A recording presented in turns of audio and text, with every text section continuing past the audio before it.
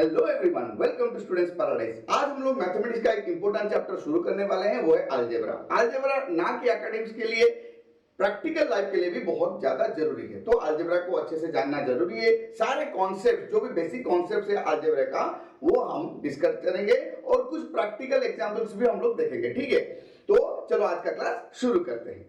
Students, algebra में हम लोग मैथमेटिक्स में और एक चीज इंक्लूड करने वाले हैं, वो है अल्फाबेट्स। ठीक है, अल्फाबेट्स को लेके किस तरह से हम लोग मैथमेटिक्स करेंगे वो हम देखेंगे। इन अल्फाबेट्स को, लेट इट बी ए और Z, from A to Z, any alphabet is called a variable. ठीक है, इसको क्या बोलते हैं? वेरिएबल। ओके, वेरिएबल क्यों बोलते हैं? क्योंकि ये जो है ना, ये वेरी करता है, इसलिए इसको वेरिएबल बोलते हैं। वेरिएबल मतलब देखिए यहां पे जैसे कि ए बी सी से लेके जेड, ये सारे एक एक अल्फाबेट एक एक वेरिएबल हो सकता है। इनके वैल्यूज कैसे वेरी करेंगे हम आगे क्लास में डिस्कस करेंगे। ठीक है, और जो भी नंबर सिस्टम है उनको अलजेब्रा में बोला जाता है कांस्टेंट। ठीक है, तो एक होता है वेरिएबल, एक होता है कांस्टेंट। फॉर एग्जांपल, अगर मैं यहां पे ऐसे लिख दूं 4x, ठीक है, 4x में क्या हो जाता है? 4 हो जाता है कांस्टेंट, x होता है वेरिएबल। और एक भी अलजेब्रा का कॉन्सेप्ट है जो है कि एक्सपोनेंट। ठीक है, वो भी यहाँ पे बहुत ज्यादा मायने रखता है, वो भी हम लोग डिस्कस करेंगे। ठीक है, आज हम लोग जो बेसिक है, पूरा बेसिक लेवल में किस तरह से हम अलजेब्रा यूज करते हैं और कैसे हम उसको समझेंगे, वो हम सब डिस्कस करेंगे। ठीक है, अभी चलो कुछ हम एग्जांपल्स देखते हैं और ये समझने की कोशिश करेंगे हम अलजेब्रा को किस तरह से यूज करेंगे। ठीक है, तो पहले मैं आपको कुछ पैटर्न्स दिखाऊंगा कि वो पैटर्न्स को किस तरह से हम लोग यूज करेंगे। ठीक है, तो पैटर्न्स को किस तरह से यूज करेंगे वहां से आपको समझ में आएगा थोड़ा बहुत कि अलजेब्रा में क्या होगा। अभी देखिए यहां पे ये कुछ पैटर्न्स दिए हुए हैं, ये मैचस्टिक्स है और उनके पैटर्न्स है। ठीक है, तो यहां पे जब हम लोग इन पैटर्न्स को ध्यान में देंगे तो यहां पे देखो, यहां पे कितने मैचस्टिक्स हैं? 1 2 3 4 5, यहां पे 5 मैचस्टिक्स हैं। ठीक है, अगर ये 5 मैचस्टिक्स हैं और यहां पे कितने हैं? देखो यहां पे 1 2 3 4 5 6 7 8 हैं और यहां पे है 11 मैचस्टिक्स। ठीक है, तो अगर मुझे ये कहा जाए एक ऐसा पैटर्न बनाओ जिसमें कि ये सारे जो अरेंजमेंट्स हैं तुम बिना कोई दिक्कत से बना सकते हो, तो चलो इन पैटर्न्स के लिए, मतलब ये 5 8 11 जो नंबर्स है, इनके लिए ऐसा एक पैटर्न बनाएं ताकि जो जब x का वैल्यू या फिर जो वेरिएबल का वैल्यू हम लोग सब्स्टिट्यूट करें कोई एक नंबर से, तो हमें ये नंबर सीरीज हमें मिल जाए। मतलब 5 8 11, उसके बाद क्या आएगा? 14। तो डिफरेंस ऑफ 3 में जा रहे हैं। ठीक है, तो देखो यहां पे हम ऐसे कर सकते हैं, 3 इंटू 1 प्लस 2, ये हो जाता है 3 प्लस 2 इज इक्वल टू 5। देखो अभी हमें क्या करना है, ये है तुम्हारा वेरिएबल, इसके जगह में वेरिएबल आएगा। इसका नेक्स्ट क्या है? 2। सीक्वेंस में जाएंगे, 3 इंटू 2 6 प्लस 2, देखो 6 प्लस 2 क्या हो गया? 8। 1 हो गया, 2 हो गया, नेक्स्ट आएगा क्या? 3। सो 3 इंटू 3 प्लस 2, ये 9 प्लस 2 11। तो देखो यहां पे 5 8 11 हमको ये सीरीज मिल गया। और ये देखो ये भी एक सीक्वेंस में 1 2 3। तो देखो यहां पे हमें अगर मुझे पैटर्न लिखना है, पैटर्न मतलब क्या है? मैं जो ये सीरीज है 1 2 3, उसके जगह में एक वेरिएबल ऐड करूंगा, तो ये बन जाएगा 3x प्लस 2। ठीक है, तो 3x प्लस 2 पैटर्न में ये सारे मैचस्टिक्स हमें चाहिए ताकि ये पैटर्न हम फॉलो कर सकें। जैसे कि फॉर एग्जांपल अगर मुझे सपोज ये 3x, x की जगह अगर मैं 5 ऐड करूं, क्या हो जाएगा? 3 इंटू 5 प्लस 2, मतलब ये हो जाएगा 15 प्लस 2 17 मैचस्टिक्स। ठीक है, तो इस तरह से हम लोग पैटर्न फॉर्म करेंगे। तो स्टूडेंट्स अभी हम लोग इस पैटर्न के ऊपर ध्यान देते हैं। यहां पे कितने स्क्वायर्स है? 1। यहां पे टोटल 5 स्क्वायर्स हैं, लेकिन देखो हम लोग अगर मैचस्टिक से ड्रॉ करने जाएं, देखो ये एक स्क्वायर हो गया, ये एक स्क्वायर हो गया, ये एक स्क्वायर हो गया और एक स्क्वायर। ये बीच वाला स्क्वायर एक्चुअली उसके साइड्स ऑलरेडी इंक्लूडेड है, तो ये नंबर ऑफ स्क्वायर्स 4 है। यहां पे भी वैसे नंबर ऑफ स्क्वायर्स 8 है। ये सेंटर का जो स्क्वायर है वो एक्सक्लूड करेंगे क्योंकि इसके जो साइड्स है ऑलरेडी अकाउंटेड फॉर है। ठीक है, तो यहां पे अगर मैं पैटर्न बनाने जाऊं, एक स्क्वायर, एक 1 स्क्वायर, सपोज 1 स्क्वायर को मैं अगर n ले लूं, ठीक है, तो एक स्क्वायर में कितने साइड्स हैं? 4 साइड्स हैं। मतलब एक स्क्वायर बनाने के लिए मुझे 4 मैस्टिक की जरूरत है। इसका मतलब अगर एक स्क्वायर बनाना है, ठीक है, यहाँ पे n का वैल्यू क्या है 1, तो 4 इंटू 1 मुझे 4 मैस्टिक्स चाहिए होंगे एक स्क्वायर बनाने के लिए। अगर 4 स्क्वायर चाहिए तो 4 इंटू 4, क्योंकि एक स्क्वायर के लिए 4 मैस्टिक्स, 4 स्क्वायर के लिए 4 इंटू 4 16, 8 स्क्वायर के लिए 4 इंटू 8 32, ठीक है। तो इस तरह से अगर मैं एक इसका पैटर्न क्या लिख सकता हूं या फॉर्मूला क्या लिख सकता हूं 4n, जहां पे कि n है number of square and 4 the number of matchsticks needed for each square, ठीक है। तो इस तरह से इसको रिप्रेजेंट कर सकते हैं। यहां पे भी ध्यान दो, यहां पे भी कुछ मैस्टिक्स हैं, कुछ पैटर्न्स हैं, ये भी स्क्वायर्स हैं, लेकिन देखो ध्यान दो यहां पे एक स्क्वायर है, यहां पे कितने, यहां पे भी 2 हैं, लेकिन ये ध्यान देना पड़ेगा कि ये जो लाइन है ये common for both the squares है, ठीक है। वैसे यहां पे भी, यहां पे ये जो लाइन है, ठीक है, ये इसके साथ कॉमन है इन दोनों का, और ये जो लाइन है ये भी, ये फर्स्ट और सेकंड स्क्वायर का कॉमन लाइन है। तो इसलिए यहां पे भले ही 3 स्क्वायर्स हैं, हम 3 स्क्वायर्स पैटर्न नहीं बना सकते, यहां पे अलग करना पड़ेगा। तो देखो हम क्या करेंगे, ठीक है, इसको पहले मिटा देता हूं। ओके चलो, तो देखो यहां पे 4 नंबर ऑफ मैस्टिक्स कितने चाहिए 4, ओके फाइन।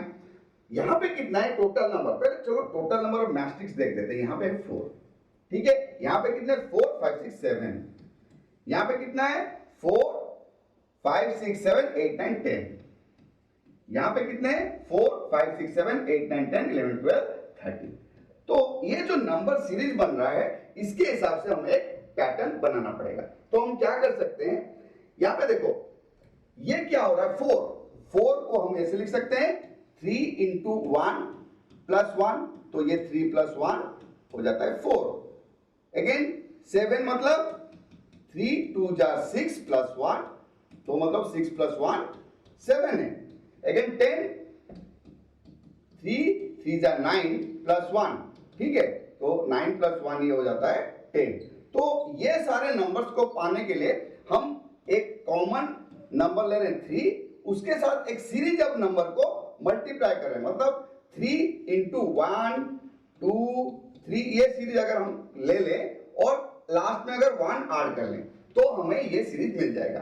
तो ये जो 1 2 3 एक कंटिन्यूअस सीरीज चला, उसके लिए हम एक वेरिएबल यूज कर सकते हैं। तो इसको हम लिखेंगे 3n प्लस 1। इस तरह से हम लोग को अगर ये पैटर्न चाहिए हमें 3n प्लस 1 फॉर्मूला को यूज करना पड़ेगा, जहां पे ये n क्या है, n is nothing but the number of squares, ठीक है, नंबर ऑफ स्क्वायर। देखो यहां पे कितने एक स्क्वायर है, तो 3 into n plus 1, 3 into 1 plus 1 4, 2 square है यहाँ पे 3 इंटू 2 प्लस 1 7, 3 स्क्वायर है 1 2 3, तो 3 इंटू 3 9 प्लस 1 10। तो 3n plus 1 number of mastics are required to carry on or to follow the patterns given. Okay, तो स्टूडेंट्स चलो अभी ये पैटर्न को डिस्कस करते हैं, ठीक है। तो यहाँ पे देखो अभी इसको ना एक सिंगल ब्लॉक के हिसाब से लेंगे, तो ये यहाँ पे 1 ब्लॉक है, यहाँ पे टोटल 2 ब्लॉक्स हैं, यहाँ पे 3 ब्लॉक्स हैं, ठीक है। अगर हम ब्लॉक को n लें, क्या ब्लॉक को n लें, ध्यान दो ये ईच ब्लॉक क्या है, ये ब्लॉक, एक ब्लॉक में कितने स्क्वायर्स हैं 2 स्क्वायर्स हैं, ठीक है, इसको ध्यान दो, ठीक है। हम n को 1 ब्लॉक लेंगे, 1 ब्लॉक में कितने स्क्वायर्स हैं 2 स्क्वायर्स हैं, यहाँ पे 2 ब्लॉक्स है 4 स्क्वायर्स हैं, 3 ब्लॉक्स हैं 6 स्क्वायर्स हैं, ठीक है। तो अगर इसको n लें तो हम इस पैटर्न के ऊपर ध्यान देते हैं, यहाँ पे कितने टोटल मैस्टिक्स हैं 7 मैस्टिक्स हैं, यहाँ पे 12 और यहाँ पे 17 मैस्टिक्स हैं, ठीक है। अगर हमें 7 चाहिए तो देखो यहाँ पे अगर मैं 5n प्लस 2 लिखूं, ये हो जाता है 5 into 1 plus 2 is equal to 7।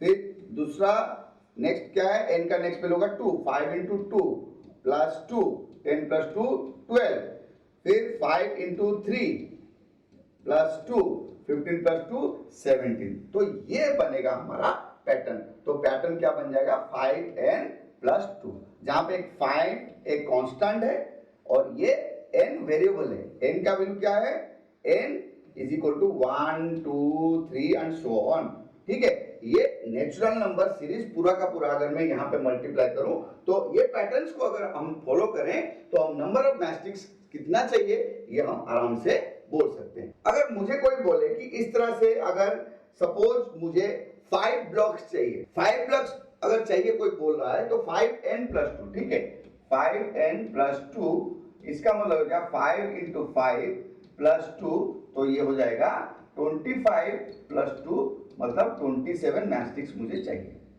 किस तरह? अगर 5 ब्लॉक चाहिए मतलब यहाँ पे अगर और 2 ब्लॉक मुझे चाहिए ऐसा, ठीक है, टोटल 5 ब्लॉक्स अगर मैं ले लूँ इस तरह से, तो ये टोटल 27 मैचस्टिक्स मुझे चाहिए होगा ये पैटर्न को बनाने के लिए, ठीक है, समझ में आया? स्टूडेंट्स अभी हम लोग देखेंगे कि अलजेब्रा और कहाँ का यूज होता है, ठीक है, तो चलो पहले देखते हैं कि ज्योमेट्री में किस तरह से होता है, ठीक है, ज्योमेट्री में। ओके, चलो हम लोग एक ज्योमेट्री का शेप देखते हैं, चलो स्क्वायर को ले लेते हैं, चलो स्क्वायर बनाया है सर, ठीक है, चलो अगर यहाँ पे हर एक साइड को मैं ए लूं, ठीक है, तो ये स्क्वायर का सारा साइड तो सेम रहता है ना, तो ये ए, तो अगर पेरीमीटर, पेरीमीटर मतलब क्या, बाउंड्री, सम ऑफ साइड्स, तो क्या हो जाएगा ए प्लस ए प्लस ए प्लस ए, ये हो जाता है 4a, 4 × a, है ना, एक चॉकलेट का दाम 2 रुपया, 4 चॉकलेट का दाम कितना होगा, 4 × 2 8, वैसे अगर एक साइड a है, 4 साइड कितना होगा, 4 × a 4, ये 4a किस तरह से होगा आगे हम अलजेब्रा के जो टर्म्स पढ़ेंगे किस तरह से फॉर्म होता है उस पर समझ जाएंगे, ठीक है, तो ये देखो ये एक फॉर्मूला बन गया यूजिंग अ वेरिएबल a, ठीक है, इसका मतलब इस फॉर्मूले को यूज करके हम कोई भी स्क्वायर का पेरीमीटर निकाल सकते हैं अगर हमें साइड पता हो। अगर कोई स्क्वायर का साइड सपोज 12 सेंटीमीटर है, ठीक है, इसका मतलब क्या हो गया, a का वैल्यू हो गया 12 सेंटीमीटर, तो 4a मतलब 4 × a, तो 4 × 12 48 सेंटीमीटर। तो अगर कोई स्क्वायर का साइड का लेंथ है 12 सेंटीमीटर, उसका पेरीमीटर होगा 48 सेंटीमीटर, ठीक है। इस तरह से चलो एक रेक्टेंगल का हम देखते हैं, चलो एक रेक्टेंगल देखते हैं। रेक्टेंगल में क्या होता है, तुमको पता है कि रेक्टेंगल में एक लेंथ होता है और एक ब्रेड्थ, ये लेंथ है, ठीक है, और ब्रेड्थ, और इसके ऑपोजिट साइड सेम होते हैं, तो ये भी ब्रेड्थ है और ये लेंथ है, तो इसका पेरीमीटर क्या हो जाएगा, length plus breadth plus length plus breadth, 2 length मतलब 2l प्लस 2 ब्रेड्थ 2b, अगर ये 2 को हम कॉमन ले लें ये बन जाएगा l प्लस b। देखो ये हो जाता है पेरीमीटर ऑफ रेक्टेंगल का फॉर्मूला। तो इस फॉर्मूला को यूज करके हम कोई भी रेक्टेंगल का पेरीमीटर निकाल सकते हैं अगर उसका लेंथ और ब्रेड्थ हमें पता हो, ठीक है। फॉर एग्जांपल अगर कोई एक रेक्टेंगल है जिसका की लेंथ है 10 सेंटीमीटर और ब्रेड्थ है सपोज 5 सेंटीमीटर, तो उसका पेरीमीटर कितना हो जाएगा, पेरीमीटर 2 × लेंथ प्लस ब्रेड्थ, ठीक है, सो 2 × 10 प्लस 5, so 2 × 15 30 centimeter.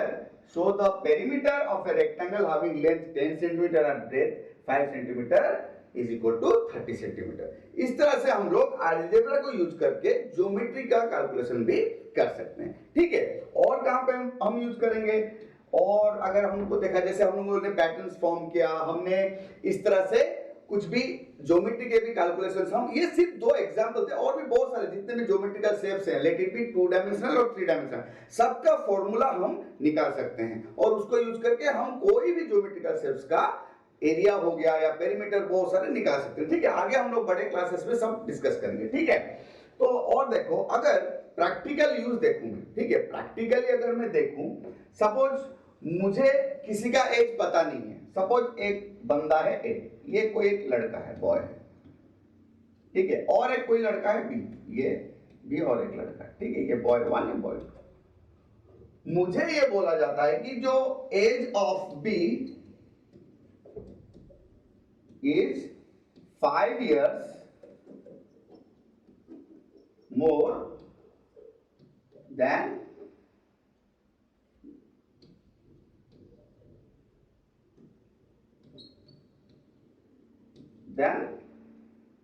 ए, ठीक है। अब तुम बोलोगे सर जब बी का पता ही नहीं तो ए का कैसे पता करें, अगर ए 20 साल का होता तो बी 20 + 5 25 हम लिख देते।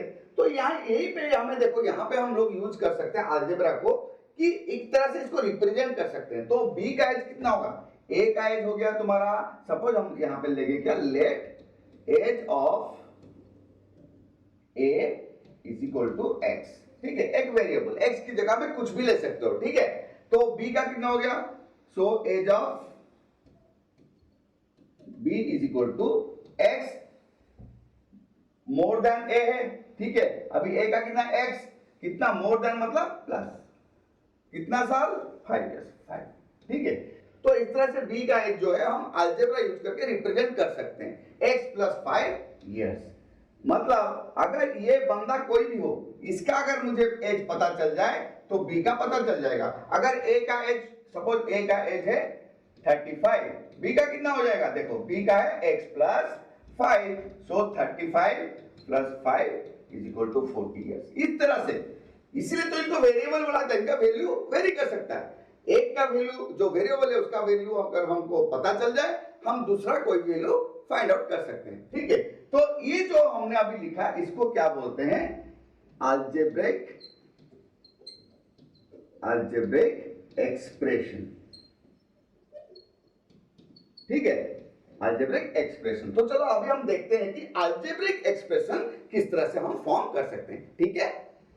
तो स्टूडेंट्स चलो अभी हम लोग अलजेब्रिक एक्सप्रेशन के बारे में डिस्कस करेंगे, ठीक है। तो देखो यहां पे कुछ चीज ध्यान दो, अगर मोर बोलेंगे तो वो है प्लस, लेस बोलेंगे वो है माइनस, ठीक है। ऑफ मतलब ये क्या होता है, प्रोडक्ट, ठीक है। तो ये चीजें जो हम लोग पहले से जाने हैं इनको यूज करें हम अभी एक्सप्रेशन बिल्ड कर ले। फॉर एग्जाम्पल अगर मुझे बोला जाता है कि 5 more than x, 5 more than x मतलब x मोर मतलब प्लस 5, ठीक है।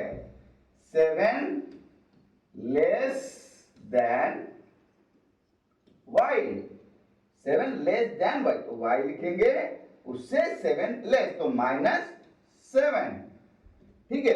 वैसे अगर मुझे बोला जाए 3/4 ऑफ z, देखो ऑफ मतलब मल्टीप्लिकेशन, सो 3/4 इंटू z, और कांस्टेंट को जब हम लोग वेरिएबल के साथ मल्टीप्लाई करते हैं तो एक साथ लिखेंगे 3z/4, ठीक है। अगर मुझे ये कहा जाए कि 3 टाइम्स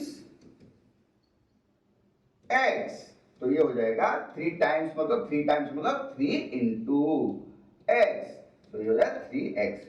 तो यहां पे देखो एक चीज ध्यान देना, ये जो मल्टीप्लिकेशन का साइन है ना, यहां पे अलजेब्रा में डॉट भी यूज कर सकते हो, क्योंकि x कोई x ऐसे भी लिखता है ना, कोई x ऐसे लिखता है, सबका अलग अलग स्टाइल है, लिखने का तरीका अलग है। इसलिए अगर ये एक साथ इस तरह से हम लिखें तो एम्बिग्युइटी हो सकता है, कोई भी कंफ्यूजन क्रिएट हो सकता है। तो इसको हम 3.x अगर लिखें तो भी ये मल्टीप्लिकेशन ही होता है, ठीक है, इसको ध्यान में रखना। अगर मुझे बोला जाए कि 3 टाइम्स y added to 5, मतलब 3 टाइम्स y मतलब 3 इंटू y added to 5, तो ये हो जाएगा 3y प्लस 5, ठीक है। वैसे अगर मुझे कोई कहे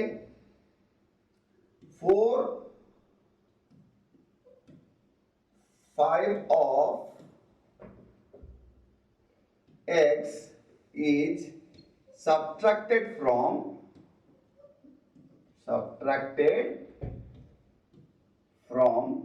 z, तो यहां पे ध्यान दो, इसको लिखने में गलतियां हो जाती है कभी कभी। देखो सब्ट्रैक्टेड फ्रॉम लिखा है ना, पहले उस वेरिएबल को लिखना है z, या फिर कांस्टेंट भी हो सकता है, ठीक है। तो पहले उसको लिख दो सब्ट्रैक्टेड फ्रॉम z, तो z लिखना है, फिर सब्ट्रैक्टेड फ्रॉम मतलब उससे सब्ट्रैक्ट करना है, सब्ट्रैक्टेड फ्रॉम z, तो z माइनस, ठीक है। 4/5 ऑफ x, 4/5 इंटू x, वो देता है हमें z minus 4x/5, 4/5 of x subtracted from z, z minus 4x/5, ठीक है। इस तरह से हम कोई भी अलजेब्रिक एक्सप्रेशन को बिल्ड कर सकते हैं। चलो कुछ और एग्जांपल्स लेते हैं, ठीक है। अभी जैसे उस टाइम हमने एक एज के ऊपर लिया था, वैसे मैं बोलूं अगर राम एक बंदा है और हरि एक बंदा है, ठीक है, और ये बोलूं Hari has ₹50 more than Ram. देखो तो यहां पे क्या होगा, हरि के पास राम से 50 रुपए ज्यादा है, लेकिन राम के पास कितना है पता नहीं, तो जिसके बारे में पता नहीं उसके लिए वेरिएबल है। तो हम ये से लिखेंगे let Mani Ram has is equal to कोई भी वेरिएबल, हम लोग जनरली एक्स वाई ले लेते हैं तो एक्स, ठीक है, ₹X, चलो ₹X। तो हरि का कितना होगा, हरि हैज ₹50 more than